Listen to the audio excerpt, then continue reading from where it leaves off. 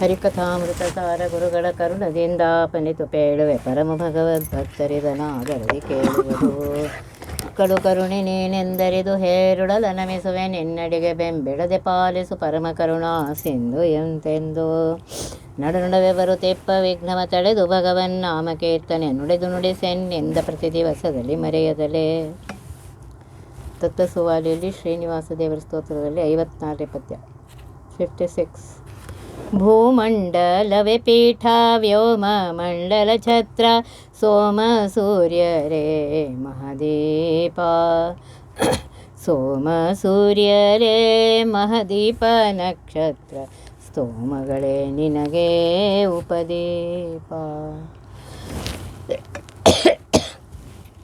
ಹಿಂದಿನ ಪದ್ಯದಲ್ಲಿ ಏನು ಹೇಳಿದರು?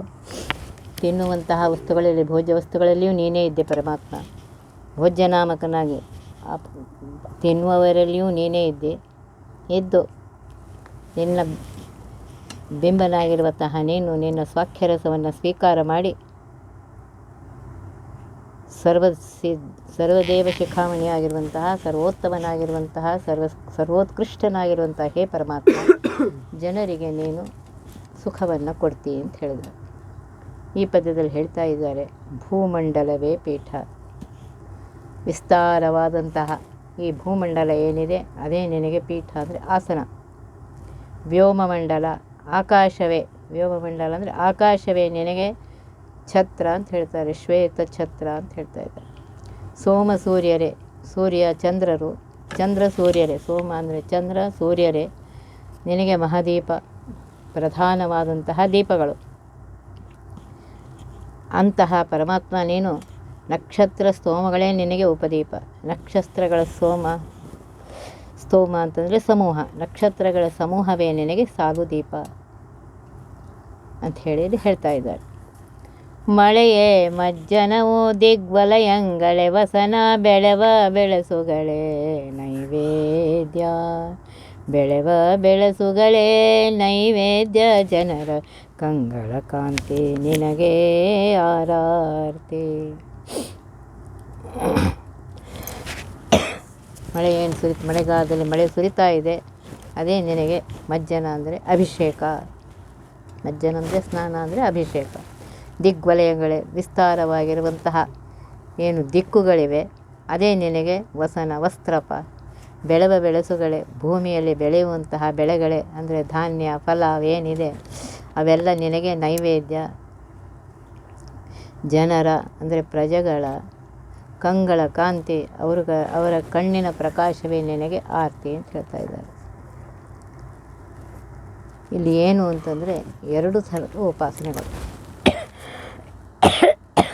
ಪ್ರತಿಕಾಲಂಬನ ಉಪಾಸನೆ ಬೇರೆ, ಅಪ್ರತಿಕಾಲಂಬನರ ಉಪಾಸನೆ ಬೇರೆ. ಪ್ರತಿಕಾಲಂಬನರು ಅಂತಂದರೆ ಪ್ರತಿಮೆಗಳಲ್ಲಿ ಆ ಪರಮಾತ್ಮನ ಕಂಡು ಉಪಾಸನೆ ಮಾಡುವರು. ಅಪ್ರತಿಕಾಲಂಬನರು ಇವರು ದೇವತೆಗಳು. ಅವರಿಗೆ ಏನೂ ಬೇಕೇ ಆಗಿಲ್ಲ. ಹೃದಯ ಮಂದಿರದಲ್ಲಿರುವಂತಹ ಪರಮಾತ್ಮನನ್ನೇ ಅವರು ಕಂಡು ದರ್ಶನ ಪಡೆದು ಆ ಉಪಾಸನೆ ಮಾಡ್ತಾರೆ. ಅವರು ವ್ಯಾಪ್ತೋಪಾಸಕ. ಅದನ್ನೇ ಇಲ್ಲಿ ಹೇಳ್ತಾ ಇದ್ದಾರೆ. ಅಪ್ಪ, ಬೀಳುವಂತಹ ಮಳೆ ಏನಿದೆ ಪೂಜೆ ಮಾಡಬೇಕು. ಇದು ಮಾನಸಿಕ ಪೂಜೆ. ಮನಸ್ಸಿನಲ್ಲಿ ಪರಮಾತ್ಮನಿಗೆ ಈ ರೀತಿಯಾಗಿ ಹೇಳಬೇಕು. ಆ ಮಳೆಯೇ ನಿನಗೆ ಅಭಿಷೇಕ. 8 ದಿಕ್ಕುಗಳೇ 8 ದಿಕ್ಕುಗಳೇನಿದೆ ಅದೇ ನಿನಗೆ ಬಟ್ಟೆ. ಭೂಮಿಯಲ್ಲಿ ಬೆಳೆಯುವಂತಹ ಹಣ್ಣು ಬೆಳೆಗಳೇ ನಿನಗೆ ನೈವೇದ್ಯ. ಜನರ ಕಣ್ಣಿನಲ್ಲಿರುವಂತಹ ಪ್ರಕಾಶ ನಿನಗೆ ಆರ್ತಿ ಅಂತ ಹೇಳಿ ಹೇಳ್ತಾ ಇದ್ದಾರೆ. ತರುಗಳೇ ಚಾಮರಗಳಾಗಿರ್ಪವು ನಿನಗೆ ಶರಧಿ ಗರ್ಜನೆಯೇ ಮಹಾವಾದ್ಯ. ಶರಧಿ ಗರ್ಜನೆಯೇ ಮಹಾವಾದ್ಯ ಜೀವರ ಸ್ವರಗಳೇ ನಿನಗೆ ಸಂಗೀತ. ತರುಗಳು ಅಂದರೆ ವೃಕ್ಷಗಳೇ ನಿನಗೆ ಚಾಮರ ಅಂತ ಹೇಳ್ತಾರೆ. ವೃಕ್ಷ ಗಾಳಿ ಬೀಸಿದಾಗ ಅಳ್ಳಾಡುತ್ತೆ, ಅದೇ ನಿನಗೆ ಚಾಮರ ಸೇವೆ. ಆಗಿರ್ಪವು ಅಂದರೆ ಚಾಮರ ಸೇವೆ ಆಗಿದೆ. ಶರಧಿ ಗರ್ಜನೆ ಸಮುದ್ರದ ಘೋಷ ಏನಿದೆ ಅದೇ ಮಹಾವಾದ್ಯ, ಉತ್ಕೃಷ್ಟವಾಗಿರುವಂಥ ಶ್ರೇಷ್ಠವಾದಂಥ ವಾದ್ಯಗಳು.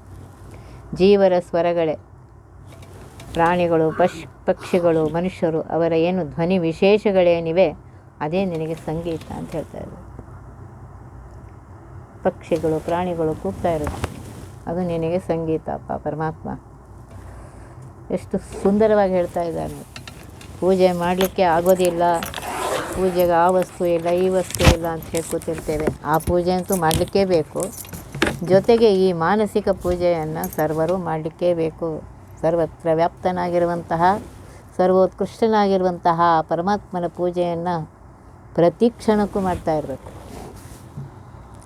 ಪಾತಾಳ ಉಪಾದೂಕವೇ ಧಾತೃ ಲೋಕವೇ ಮುಕುಟ ಶ್ವೇತ ದೀಪವೇ ನಿನಗೆ ವಡ್ಯಾಣ, ಶ್ವೇತ ದೀಪವೇ ನಿನಗೆ ವಡ್ಯಾಣ, ವೈಕುಂಠ ಆತಪತ್ರವೇ ನಿನಗೇವೆ.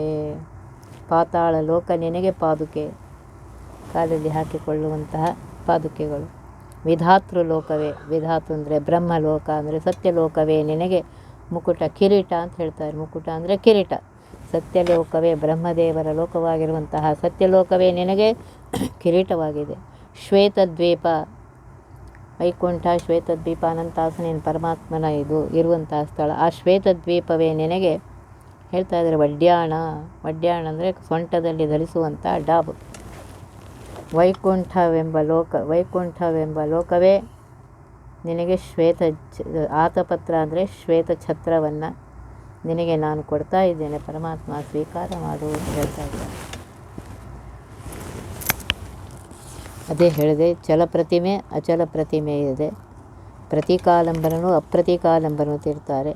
ಪ್ರತೀಕಾಲಂಬನರು ನೋಡು ಅದನ್ನು ಪೂಜೆ ಮಾಡ್ತಾರೆ. ಅಪ್ರತೀಕಾಲಂಬನರು ಸರ್ವತ್ರ ವ್ಯಾಪ್ತನಾಗಿರುವಂತಹ ಆ ದೇವರನ್ನು ಸರ್ವತ್ರದಲ್ಲಿ ಕಾಣುತ್ತಾ ಪೂಜೆ ಮಾಡ್ತಾರೆ. ಇದು ಪ್ರಾಯ ದೇವತೆಗಳೇ ಅಂತ ಹೇಳ್ತಾ ಇದ್ದಾರೆ. ಹೆಚ್ಚಿನಾಗಿ ದೇವತೆಗಳೇ ಮಾಡ್ತಾರೆ ಇದನ್ನು.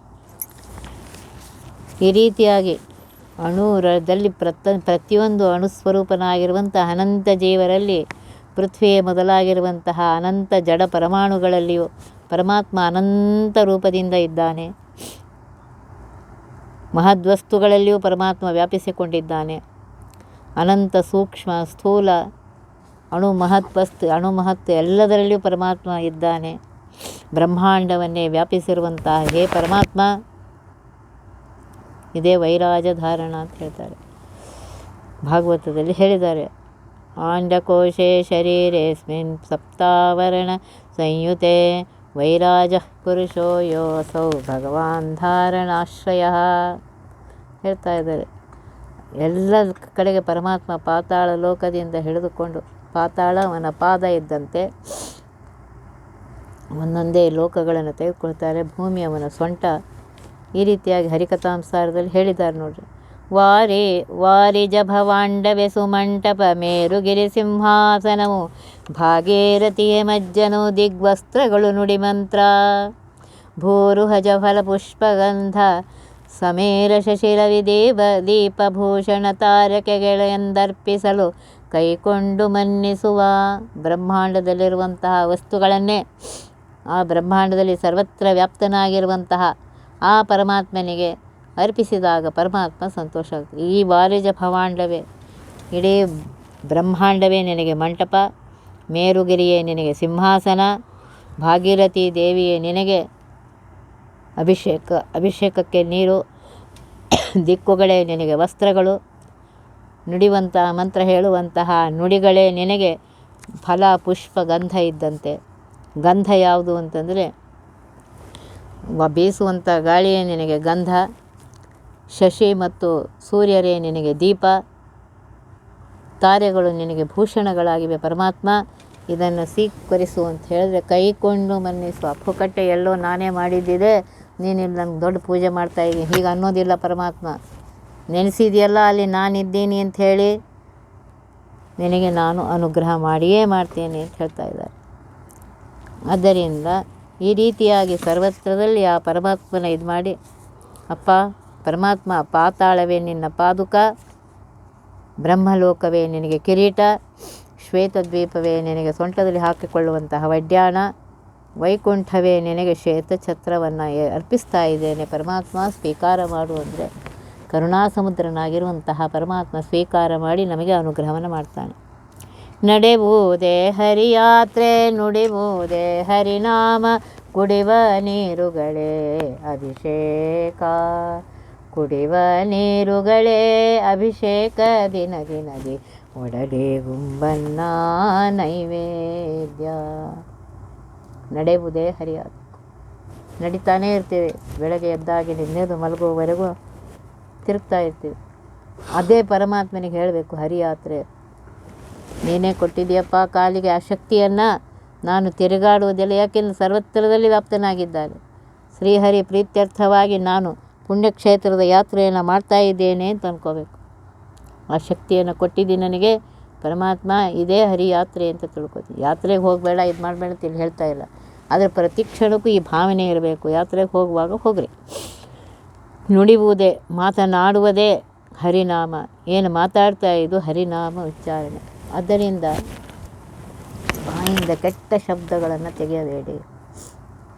ಎಷ್ಟು ಬೇಕೋ ಅಷ್ಟು ಮಾತುಗಳಾಡಿ ಉಳಿದ ಎಲ್ಲ ಸಮಯದಲ್ಲಿ ಆ ಪರಮಾತ್ಮನ ನಾಮಗಳನ್ನು ಉಚ್ಚಾರಣೆ ಮಾಡಬೇಕು.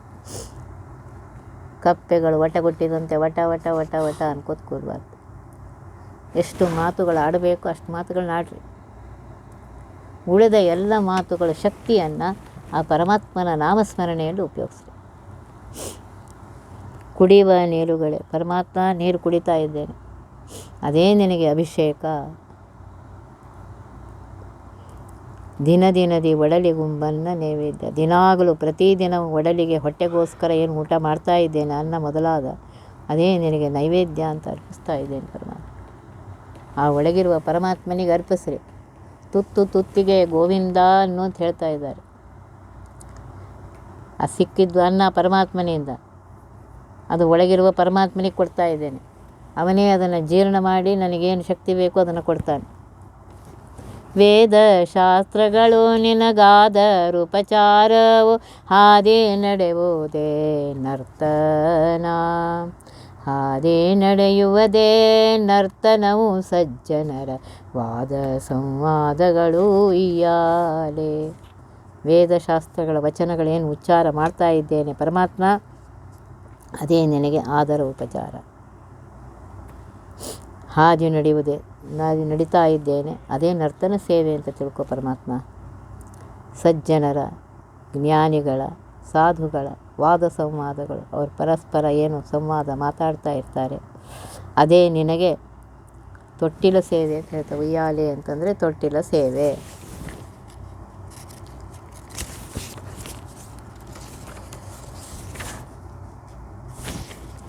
ನಕ್ಷತ್ರ ಮಂಡಲವೋ ಲಕ್ಷ ದೀಪವು ನಿನಗೆ, ವೃಕ್ಷೇಶ ತರಣಿ ಆಕಾಶ, ವೃಕ್ಷೇಶ ತರಣಿ ಆಕಾಶ ದೀಪಗಳು, ವೃಕ್ಷವಲ್ಲಿಜವೇ ಫಲಪುಷ್ಪ. ನಕ್ಷತ್ರ ಮಂಡಲ ಏನಿದೆ ಸಮೂಹ, ಅದೇ ನಾನು ನಿಮಗೆ ಲಕ್ಷ ದೀಪೋತ್ಸವ ಅಂತ ಹೇಳಿ ಅರ್ಪಿಸ್ತೇನೆ ಪರಮಾತ್ಮ. ವೃಕ್ಷೇಶ ಮತ್ತು ತರಣಿ, ವೃಕ್ಷೇಶ ಅಂದರೆ ಚಂದ್ರ, ತರಣಿ ಅಂದರೆ ಸೂರ್ಯ. ಚಂದ್ರ ಸೂರ್ಯರೇ ನಿನಗೆ ಆಕಾಶ ದೀಪ ಇದ್ದಂತೆ ಇದ್ದಾರೆ. ವೃಕ್ಷವಲ್ಲಿಜವೇ, ವೃಕ್ಷ ಮತ್ತು ಬಳ್ಳಿಗಳಲ್ಲಿ ಬಿಟ್ಟಿರುವಂಥ ಏನು ಫಲ ಪುಷ್ಪಗಳಿವೆ ಅಲ್ಲ, ಅದೇ ನಿನಗೆ ನಾನು ಫಲಪುಷ್ಪ ಅಂತ ಅರ್ಪಿಸ್ತೇನೆ ಅಂತ ಹೇಳ್ತಾ ಇದ್ದಾರೆ.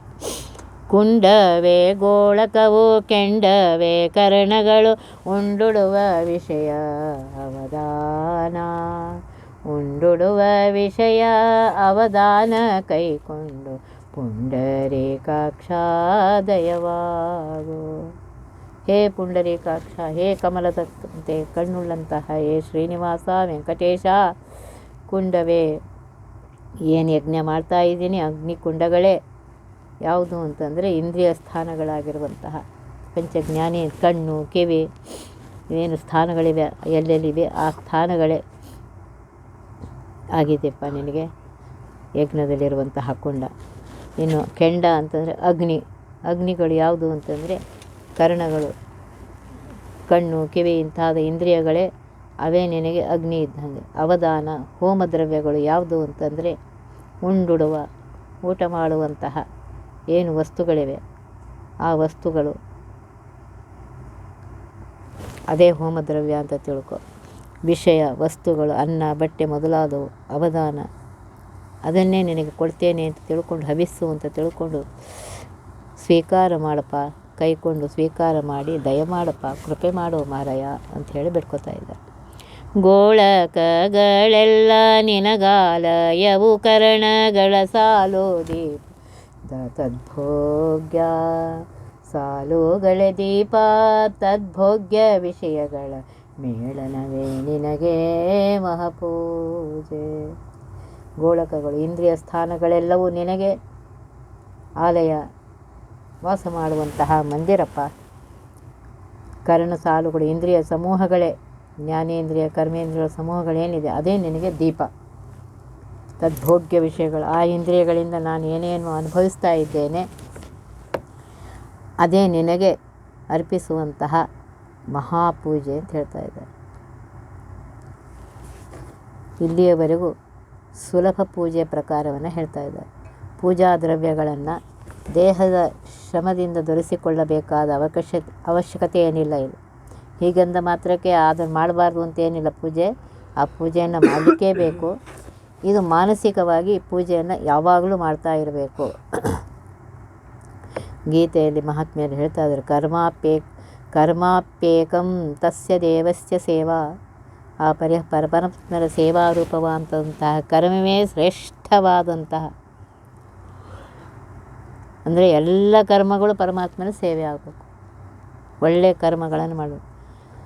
ಶರೀರ ಚೇಷ್ಟಾಪಿ ಮಮ ಪ್ರಣಾಮಃ ಸ್ತುತಿಸ್ತು ವಾಗೀಂದ್ರಿಯ ವೃತ್ತಿರಸ್ತು ಸರ್ವಾತ್ಮನೋ ವೃತ್ತಿರನು ಸ್ಮೃತಿಸ್ತೆ ಸರ್ವಂ ತದ್ ಆರಾಧನಮೇವ ಭೂಯಾತ್. ಪ್ರಾತಃ ಸ್ತೋತ್ರದಲ್ಲಿ ಹೇಳಿದ್ದಾರೆ, ದೇಹೇಂದ್ರಿಯಗಳಿಂದ ಆಗುವಂತಹ ಸರ್ವಗೆ ಕ್ರಿಯೆಗಳು ಪರಮಾತ್ಮನ ಪೂಜೆ ಅಂತ ತಿಳ್ಕೊ. ಆ ಅನುಸಂಧಾನ ಇರಬೇಕು ಯಾವಾಗಲೂ. ಶಬ್ದಾದೀನ್ ವಿಷಯಾನನ್ಯ ಇಂದ್ರಿಯಾಗ್ನೇಶು ಜುಹತಿ. ಗೀತೆಯಲ್ಲಿ ಹೇಳಿದಾನೆ ಪರಮಾತ್ಮ, ಇಂದ್ರಿಯಗಳೆಂಬ ಅಗ್ನಿಯಲ್ಲಿ ನಾವು ಭೋಗಿಸುವಂತಹ ವಿಷಯಗಳನ್ನು ಅದೇ ಹವಿಸ್ಸು, ಆ ತುಪ್ಪವನ್ನು ಹೋಮ ಮಾಡಬೇಕು ಅಂತ ಹೇಳ್ತಾರೆ. ದೇಹ ಇಂದ್ರಿಯಗಳು ಇಂದ್ರಿಯ ಗೋಳಕಗಳು ಎಲ್ಲವೂ ಪರಮಾತ್ಮನ ಅಧಿಷ್ಠಾನವು. ಇದನ್ನು ತಿಳ್ಕೊಳ್ಳಿ. ಭೋಗ್ಯ ವಸ್ತುಗಳಲ್ಲಿಯೂ ಅವನೇ ಇದ್ದಾನೆ, ಇಂದ್ರಿಯಗಳಲ್ಲಿಯೂ ಅವನೇ ಇದ್ದಾನೆ, ಭೋಕ್ತೃ ಭೋಜ್ಯಗಳಲ್ಲಿಯೂ ಅವನೇ ಇದ್ದಾನೆ. ಇದ್ದು ಆ ಪರಮಾತ್ಮನೇ ಈ ಮಹಾಪೂಜೆಯನ್ನು ಸ್ವೀಕಾರ ಮಾಡ್ತಾ ಇದ್ದಾನೆ. ಪರಮಾತ್ಮ ಇದು ನಿನಗೆ ಅರ್ಪಿತ. ಒಟ್ಟೇನು ಹರಿಯ ಸ್ಮರಣೆ ಇರಬೇಕು ಯಾವಾಗಲೂ. ಮಾತಾಡ್ತಾ ಇದ್ದೇನೆ ಪರಮಾತ್ಮ, ಆ ವಾಗೇಂದ್ರದಲ್ಲಿದ್ದುಕೊಂಡು ಆ ಮಾತನ್ನು ಆಡಿಸುವವನು ನೀನೇ. ಕೈ ಕಾಲುಗಳು ಕೆಲಸ ಮಾಡ್ತಾ ಇದೆ ಪರಮಾತ್ಮ, ಅಲ್ಲಿದ್ದುಕೊಂಡು ಆ ಕೆಲಸಗಳನ್ನ ಮಾಡಿಸುವವನು ನೀನೇ. ಕಣ್ಣು ಕಾಣಿಸ್ತಾ ಇದೆ ಪರಮಾತ್ಮ, ಅಲ್ಲಿದ್ದು ಮಾಡುವವನು ನೀನೆ. ಸರ್ವವೂ ಅವನೇ ಮಾಡಿಸ್ತಾ ಇದ್ದಾನೆ. ಈ ಸ್ಮರಣೆ ಇರಲಿ. ನಿನ್ನಿಂದ ನಿನಗೆ ಇದು ಇರಲಿ. ಎಲ್ಲ ನಿನ್ನಿಂದ. ಕಣ್ಣು ಕಾಣಿಸ್ತಾ ಇದೆ ನಿನ್ನಿಂದ. ಆ ಎಲ್ಲ ಸಮರ್ಪಣೆ ನಿನಗೆ. ನೋಡುವಂತಹ ವಸ್ತುಗಳಲ್ಲಿ ಪರಮಾತ್ಮ ನೀನೇ ಇದ್ದೀಯಪ್ಪ, ಇದ್ದು ನನಗೆ ದರ್ಶನವನ್ನು ಕೊಡ್ತಾ ಇದ್ದಿ ಅಂತ ಹೇಳ್ತಾ ಇರಬೇಕು. ತತ್ತದ್ ಪದಾರ್ಥದಲ್ಲಿ ತತ್ತದ್ದಾಕಾರನಾಗೆತ್ತ ನೋಡಿದರು ಇರುತ್ತೆರ್ಪ ಹರಿಗೆ ನಾ ಭೃತ್ಯನೆಂಬುವುದೇ ಬಲು ಧರ್ಮ. ತತ್ತತ್ ಪದಾರ್ಥಗಳಲ್ಲಿ, ಆಯಾ ವಸ್ತುಗಳಲ್ಲಿ ತತ್ತದ್ದಾಕಾರನಾಗಿ ಆಯಾ ರೂಪದಿಂದ ಇದ್ದು ಎತ್ತ ನೋಡಿದರು, ಎಲ್ಲಿ ನೋಡಿದರು, ವಿಶ್ವದಲ್ಲಿ ಎಲ್ಲೇ ನೋಡ್ರಿ ಅಲ್ಲಿ ನೋಡಿದರು ಇರುವಂತಹ, ಇರುತ್ತಿರ್ಪ ಅಂದರೆ ಇರುತ್ತಿರುವಂತಹ ಹರಿಗೆ ಪರಮಾತ್ಮನಿಗೆ ನಾ ಅಂದರೆ ನಾನು ಭೃತ್ಯ, ದಾಸಾನುದಾಸ, ಸರ್ವ ಪ್ರಕಾರದಿಂದ ಪರಮಾತ್ಮ ನಾನು ನಿನ್ನ ಅಧೀನ. ಇದು ತಿಳಿಯುವುದೇ ಎಂಬುವುದೇ ಅಂದರೆ ಈ ರೀತಿಯಾಗಿ ತಿಳಿಯುವುದೇ ಬಲು ಧರ್ಮ ಅಂದರೆ ಉತ್ತಮವಾದಂತಹ ಧರ್ಮ ಅಂತ ಹೇಳ್ತಾ ಇದ್ದಾರೆ. ಪರಮಾತ್ಮನಿಗೆ ವಿಶ್ವವು, ವಿಶ್ವದಲ್ಲಿರುವ ಚೇತನ ವಸ್ತುಗಳೆಲ್ಲವೂ ಪ್ರತಿಮೆನೇ. ಆಯಾ ವಸ್ತುಗಳಲ್ಲಿ ಆಯಾ ರೂಪದಿಂದ ಇರುತ್ತಾ ಆ ಎಲ್ಲ ವಸ್ತುಗಳ ರೂಪ, ಅವುಗಳ ಧರ್ಮ ಕೊಟ್ಟು ಅವುಗಳ ರಕ್ಷಕನಾಗಿದ್ದಾನೆ. ಭಾಗವತದಲ್ಲಿ ಹೇಳಿದ್ದಾರೆ, ಸರ್ವಾಣಿ ವಿಷ್ಠತೆಯ ಹೇಳ್ತಾ ಇದ್ದಾರೆ, ಭವದಿಶ್ಚರಾಣಿ ಭೂತಾನಿ ಸುತ ಧ್ರುವಾಣಿ ಸಂಭಾವಿತವ್ಯಾನಿ ಪದೇ ಪದೇವೋ ವಿವಿಕ್ತ ದೃಷ್ಟಿಸ್ತದುತಾಹರ್ಷಣಮೇ. ಹೇಳ್ತಾ ಇದ್ದಾರೆ, ಸಾವಿರ ಸ್ಥಾವರ ಜಂಗಮ ಅಂದರೆ ಜಡವಾದ ಚೇತನವಾದ ಸರ್ವವನ್ನು ನನ್ನ ಆವಾಸ ಸ್ಥಾನವೆಂದು ತಿಳಿದು ಯಥಾಯೋಗ್ಯವಾಗಿ ಪೂಜಿಸಬೇಕು ಅಂತ ಹೇಳ್ತಾರೆ. ನಾನು ಅವುಗಳಿಂದ ಭಿನ್ನನಾಗಿದ್ದೇನೆ, ಅವುಗಳಲ್ಲಿ ಇದ್ದೇನೆ. ಈ ವಿವಿಕ್ತವಾದ ದೃಷ್ಟಿ ನೋಡ್ರಿ, ಅವುಗಳಲ್ಲಿದ್ದೇನೆ, ಅವುಗಳಿಂದ ಬೇರೆಯಾಗಿದ್ದೇನೆ, ಅವುಗಳಿಗೆ ಆ ಶಕ್ತಿಯನ್ನು ಕೊಟ್ಟಿದ್ದೇನೆ, ಅವುಗಳಿಂದ ಆ ರೀತಿಯಾಗಿ ಮಾಡಿಸ್ತಾ ಇದ್ದೇನೆ. ಈ ರೀತಿಯಾಗಿ ತಿಳಿಯುವುದೇ ನನ್ನ ಉತ್ತಮ ಪೂಜೆ ಅಂತ ಹೇಳ್ತಾ ಇದ್ದಾನೆ ಪರಮಾತ್ಮ. ವೃಷಭಾವತಾರನಾಗಿರುವಂತಹ ಪರಮಾತ್ಮ ತನ್ನ ಮಕ್ಕಳಿಗೆ ಉಪದೇಶ ಮಾಡ್ತಾ ಇದ್ದಾನೆ. ಈ ಜಗತ್ತು ಕಾರ್ಯಕಾರಣ ರೂಪವಾಗಿದೆ. ಪ್ರಕೃತಿಯು ಕಾರಣ, ಅಲ್ಲಿ ಸಕಲ ವಸ್ತುಗಳು ಕಾರ್ಯಗಳು, ಮಹದಾದಿ ತತ್ವಗಳು ಪ್ರಕೃತಿಯ ಮೂಲ ಕಾರಣವಾಗಿ ಉಳ್ಳಂತಹ ಕಾರ್ಯಗಳು. ಹೀಗಿದ್ದರೂ ಮಹತ್ತತ್ವವು ತನ್ನಿಂದ ಹುಟ್ಟುವಂಥ ಕಾರ್ಯರೂಪವಾದರೂ ತನ್ನಿಂದ ಉತ್ಪನ್ನವಾಗುವ ತತ್ವಕ್ಕೆ ಅದು ಕಾರಣವಾಗಿದೆ. ಸಕಲ ಚೇತರು ಅವನ ಪ್ರತಿಮೆಗಳೇ. ಅವರಲ್ಲಿ ಬಿಂಬನಾಗಿ ಅಂತರ್ಯಾಮಿಯಾಗಿ ಇದ್ದುಕೊಂಡು ಪರಮಾತ್ಮ ಹೀಗೆ ಅನಂತ ರೂಪಗಳಿಂದ ಚೇತನರಲ್ಲಿ ಅಚೇತನರಲ್ಲಿ ಜಗತ್ತಿನಲ್ಲಿರುವಂಥ ಎಲ್ಲರಲ್ಲಿಯೂ ಪರಮಾತ್ಮ ಇದ್ದಾನೆ. ಪರಮಾತ್ಮ ಒಬ್ಬನೇ. ಜಡದಲ್ಲಿಯೂ ಚೇತನದಲ್ಲಿಯೂ ನಮ್ಮಲ್ಲಿಯೂ ಎಲ್ಲ ದೇವತೆಗಳಲ್ಲಿಯೂ ಸರ್ವತ್ರದಲ್ಲಿ ವ್ಯಾಪ್ತನಾದ ಪರಮಾತ್ಮ ಒಬ್ಬನೇ. ಅವನ ಅನಂತ ರೂಪಗಳಿಗೆ ಐಕ್ಯವನ್ನು ತಿಳಿಯಬೇಕು. ಆತ ಮಾತ್ರ ಸರ್ವತಂತ್ರ ಸ್ವತಂತ್ರ, ಸರ್ವ ಜಗತ್ತು ಅವನ ಅಧೀನ. ಪರಮಾತ್ಮನೇ ವಸ್ತು ಶಬ್ದವಾಚ್ಯನಾಗಿದ್ದಾನೆ, ಅವಸ್ತುವೂ ಆಗಿದ್ದಾನೆ. ಇದೇ ಭಾವಾದ್ವೈತ್ಯ ಅಂತ ತಿಳಿದುಕೊಂಡು ಈ ಪದ್ಯದಲ್ಲಿ ಹೇಳ್ತಾ ಇದ್ದಾರೆ. ಆ ರೀತಿಯಾಗಿ ತಿಳ್ಕೊಂಡು ಸರ್ವತ್ರದಲ್ಲಿ ವ್ಯಾಪ್ತನಾಗಿದ್ದಾನೆ ಪರಮಾತ್ಮ ಅಂತ ತಿಳಿದುಕೊಂಡು ಅವನ ದಾಸ ನಾನು ಯಾವ ವರ್ಣದಲ್ಲಿದ್ದೇನೆ, ಯಾವ ಆಶ್ರಮದಲ್ಲಿದ್ದೇನೆ, ದೇಶಕಾಲಕ್ಕನುಸಾರವಾಗಿ ಪರಮಾತ್ಮ ನಿನ್ನ ಪೂಜೆಯನ್ನೇ ಮಾಡ್ತೇನಪ್ಪ ಅಂಥೇಳಿ ಹೇಳ್ತಾ ಇದ್ದಾರೆ. ಸದಸದ್ವೇ ಲಕ್ಷಣನೇ ಅಧಿಭೂತ ಅಧ್ಯಾತ್ಮ ಅಧಿದೈವದರ ಸಾರಸರೂಪೇ. ಅಧಿದೈವದರ ಸಾರಸರೂಪನಾಗಿ ಸನ್ಮುದ ತುಷ್ಟೇ ಪುಷ್ಟೇ ಕೊಡುತ್ತೇಲ್ಪೆ. ಅಧಿಭೂತ ಅಂದರೆ ಪೃಥಿವ್ಯಾದಿ ಭೂಮ್ಯಾದಿ ಪಂಚಮಹಾಭೂತಗಳು. ಅಧ್ಯಾತ್ಮ ಅಂತಂದರೆ ದೇಹ ಪಂಚಜ್ಞಾನೇಂದ್ರಿಯ ಪಂಚಕರ್ಮೇಂದ್ರಿಯ ಮನಸ್ಸುಗಳು. ಅಧಿದೈವ ಅಂತಂದರೆ ಅವುಗಳಲ್ಲಿರುವಂತಹ ತತ್ವಾಭಿಮಾನಿ ದೇವತೆಗಳು. ಈ ಮೂರೂ ಅಧಿಷ್ಠಾನದಲ್ಲಿ ನೀನೇ ಇದೆಯಪ್ಪ. ನಿಯಮನ ಮಾಡುವವನು ನೀನೇ ಇದ್ದು ಎಲ್ಲರಿಗೂ ತೃಪ್ತಿಯನ್ನು ಹೇಳ್ತಾ ರಸರೂಪ ನೀನಾಗಿ ಎಲ್ಲರಲ್ಲಿ ನೀನೇ ಇದ್ದು ಜಿವೇಂದ್ರಿಯ ಎಲ್ಲದರಲ್ಲೂ ನೀನೇ ಇದ್ದು ರಸರೂಪನಾಗಿರುವಂತಹ ಪರಮಾತ್ಮ ಸಂತೋಷವನ್ನು ಮತ್ತು ಪುಷ್ಟಿಯನ್ನು ದೇಹಕ್ಕೆ ಬೆಳವಣಿಗೆಯನ್ನು ಕೊಡ್ತಾ ಇದ್ದಿ ಪರಮಾತ್ಮ ಅಂತ ಹೇಳ್ತಾ ಇದ್ದಾರೆ. ನೋಡ್ರಿ, ಭಕ್ತಿ ಜ್ಞಾನ ವೈರಾಗ್ಯ ಹೇಳಿದ್ದಾರೆ. ಈ ರೀತಿ ಮಾಡಿದಾಗಲೇ ಭಕ್ತಿ ಜ್ಞಾನ ವೈರಾಗ್ಯ ಬರುತ್ತೆ. ಭಕ್ತಿ ಪರಮಾತ್ಮನಲ್ಲಿ ನೀನೇ ಸರ್ವೋತ್ತಮ, ಎಷ್ಟು ಉಪಕಾರ ಮಾಡ್ತಾ ಇದ್ದಿ ಅಂತೇಳಿ. ಜ್ಞಾನ ಅಂದರೆ ಅವನ ಬಗ್ಗೆ ವಿಶೇಷವಾದಂತಹ ಉಪಾಸನೆ ಮಾಡಲಿಕ್ಕೆ ಸಿಕ್ಕತ್ತೆ. ವಿರಕ್ತಿ ಅಂತಂದರೆ ವಿಶೇಷವಾದ ಆಸಕ್ತಿ ಆ ಪರಮಾತ್ಮನಲ್ಲಿ. ಇದನ್ನು ತಿಳಿದುಕೊಂಡು ಆ ರೀತಿಯಾಗಿ ಮಾಡಿದಾಗಲೇ ಪರಮಾತ್ಮ ಅನುಗ್ರಹವನ್ನು ಮಾಡ್ತಾನೆ ಅಂತ ಹೇಳ್ತಿದ್ದಾರೆ. ಇದರ ವಿವರವನ್ನು ನಾಳಿನ ದಿವಸ ತಿಳ್ಕೊಳ್ಳೋಣ. ಒತ್ತಿ ಬಹವಿಘ್ನಗಳ ಕಳೆದಪ ಮೃತ್ಯುವಿಗೆ ಮರೆ ಮಾಡಿ ಕಾಲನ ದೂತರಿಗೆ ಭೀಕರವ ಪೊಟ್ಟಿಸಿ ಸಕಲ ಸಿದ್ಧಿಗಳ ಒತ್ತಿಗೊಳ್ಳಿಸಿವನರು ಹೇಕ್ಷಣ ನೃತ್ಯವಾಡುವರವರ ಮನೆಯೊಳು ನಿತ್ಯಮಂಗಳ ಹರಿಕಥಾಮೃತ ಸಾರ ಪಠಿಸುವರ.